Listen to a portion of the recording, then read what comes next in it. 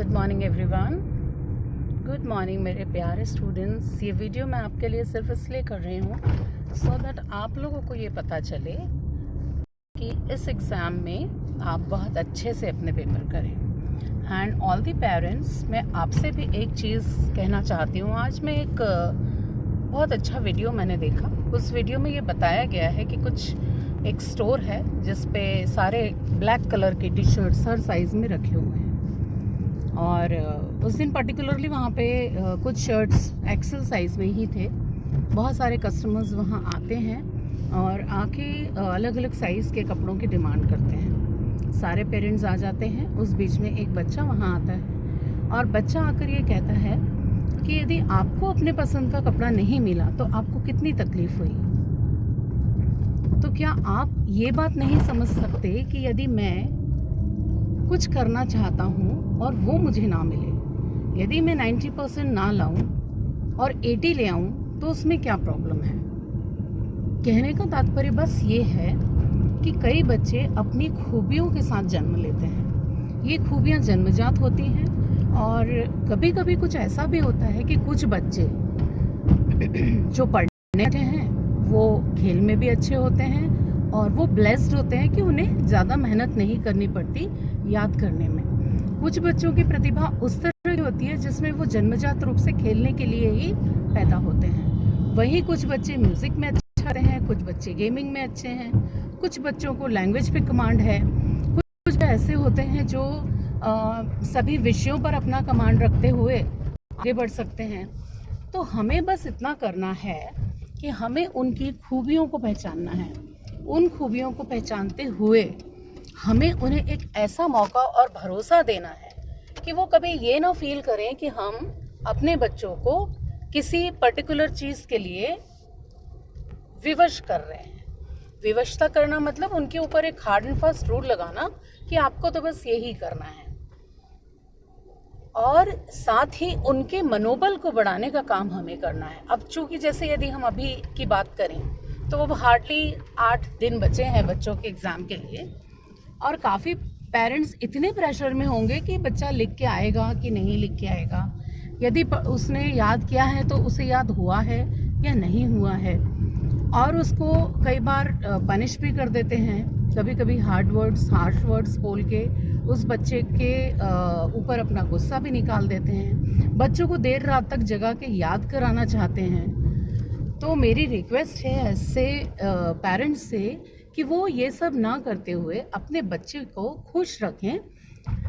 खुश रखने के साथ साथ उसे ये धीरज दें कि उसने जो कुछ भी पढ़ा है उसे वो अच्छी तरह से उसी फॉर्म में जितना उसे याद है उसी में से अपना पूरा सिलेबस तो वो नहीं कवर कर पा रहा है तो कोई बात नहीं, पर जितना उसने पढ़ा है वो बहुत अच्छे से उसके अंदर से प्रश्नों को सॉल्व करके आए। और जहाँ तक बात है लिखने की, बच्चे आधा अधूरा अपने शब्दों में लिखते हैं, तो आप चिंता मत कीजिए।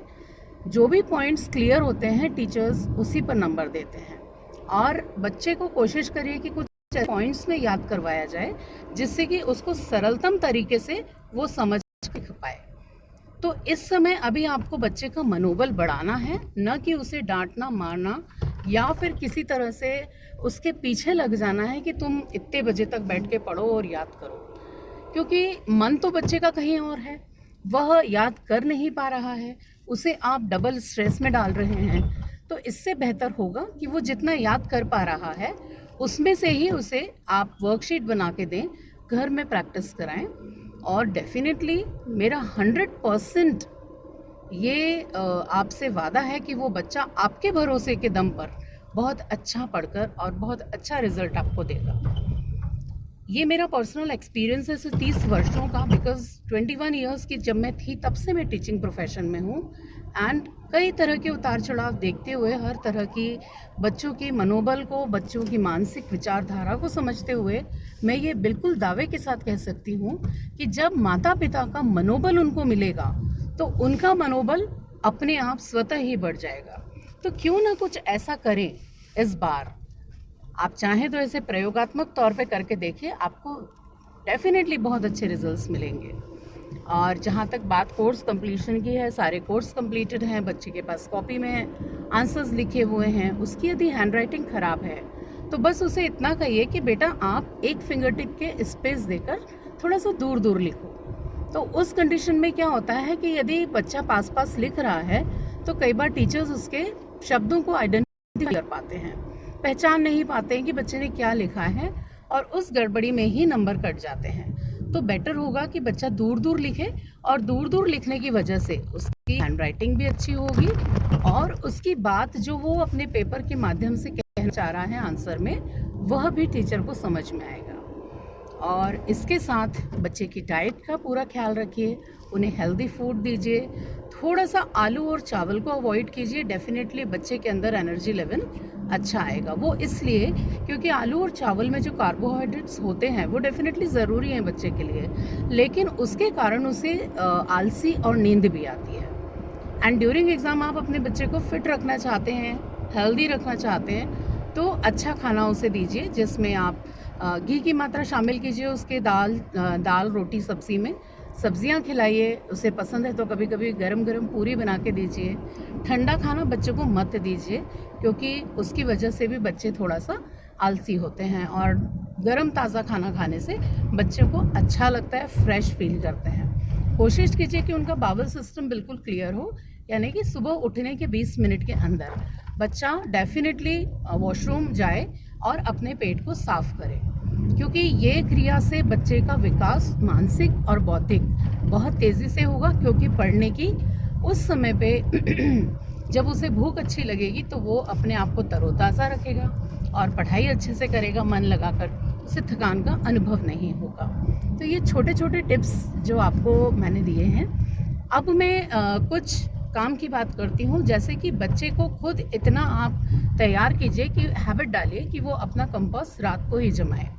अपना कंपास, अपना राइटिंग बोर्ड, राइटिंग पैड जो वो रखना चाहता है अपने बैग में डाले। अपनी बोतल सुबह भरे, बहुत ज़्यादा पानी मत दीजिए, एक छोटा बोतल उसे दीजिए, और उसके साथ ही उसे कहिए कि ये एक छोटा टिफ़िन भी उसे दीजिए। उसमें सैंडविच हो सकते हैं, स्टफ्ड पराठे हो सकते हैं जिनमें वेजिटेबल्स डली होती है, स्टफिंग होती है, वो आप दे दें। और उसे कहिए कि ये सब चीज़ें वो खुद अपने हाथ से रखे। सुबह जब वो उठता है तो 1-2 मिनट के लिए तैयार होने के बाद उसे ईश्वर के पास ध्यान करना चाहिए, मतलब भगवान का भी आशीर्वाद लेना चाहिए। तो ये बहुत ज़रूरी है। आदत डालिए बच्चे में कि वो आपके पैर छू कर घर से बाहर निकले। जब ये सब चीज़ों को हम फॉलो करते हैं, इसमें अध्यात्म भी जुड़ता है, और आध्यात्मिक शक्ति के साथ वो मानसिक रूप से बहुत शक्तिशाली महसूस करता है, और उसके अंदर एक विश्वास जागता है कि हाँ, अब मेरे साथ मेरे माता पिता और भगवान दोनों का पावर जुड़ गया है।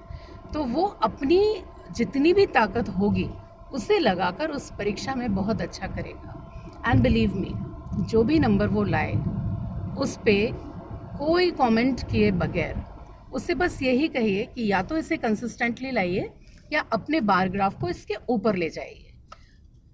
पर उसके साथ यदि आपने कोई भी टीका टिप्पणी उसके लिए की या उसे पर्सनली कुछ कहा, तो निश्चित तौर पे बच्चा मन में उस चीज़ को बसा लेता है, और उसके बाद फिर उसके मन में एक तरह का, बोल सकते हैं, एक नफ़रत आ जाती है स्टडीज़ के लिए। या फिर कभी कभी बच्चा चिढ़ने लगता है कि मम्मा मेरी सक्सेस को तो मानती ही नहीं है, और जब भी मैं इतना अच्छा करता हूँ तो मुझे कोई उसका एप्रिसिएशन नहीं मिलता।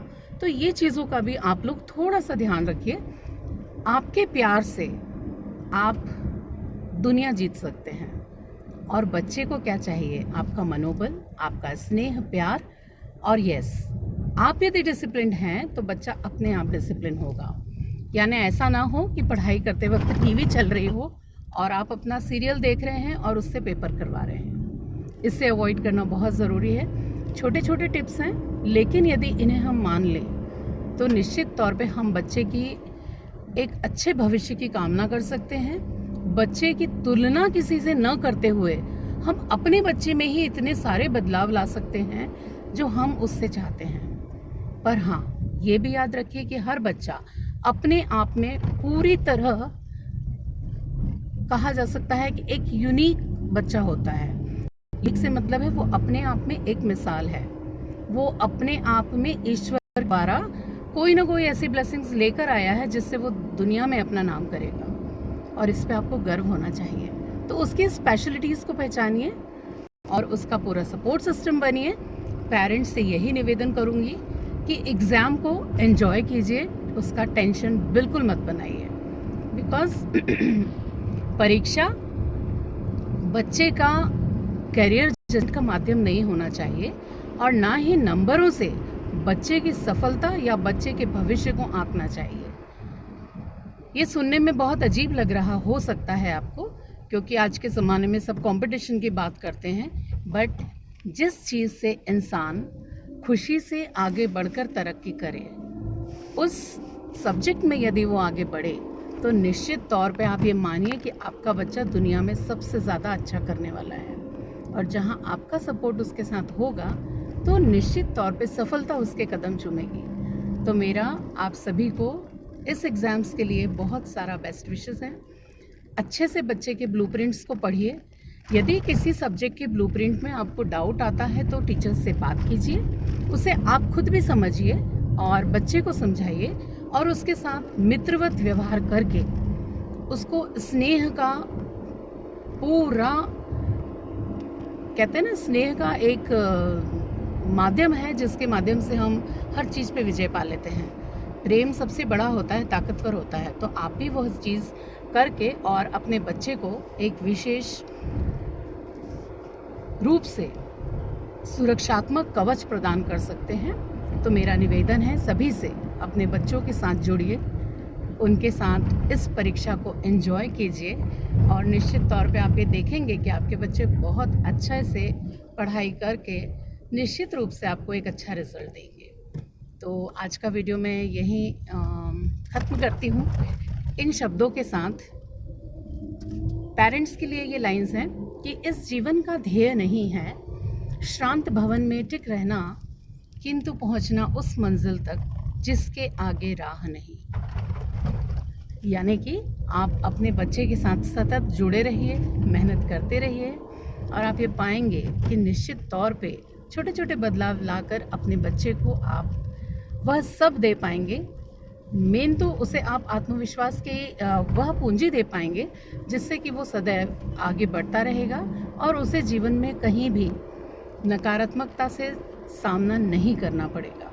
तो आप एक सकारात्मक सोच से आगे बढ़िए, अपने बच्चे को बहुत आगे बढ़ाने में उसकी मदद कीजिए, उसका पावर बैंक बनिए, है ना।